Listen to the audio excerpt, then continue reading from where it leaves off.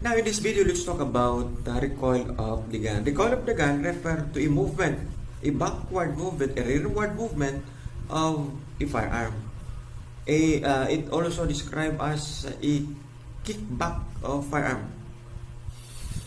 Now, this is in line with the principle of kinetic energy. Kinetic energy principle states that every action, there is always a corresponding opposite reaction. So, if you notice, tuwing ginagamit ang firearm, nagkaroon ng forward movement. Especially sa pistol, yung slide. So, automatic, ang balik noon is the backward movement. Yun po yung tinatawag na recoil of the gun. Now, to minimize that movement, okay, yung tinawag na recoil, so you need to have yung tinawag na compensator or muzzle brake. Okay?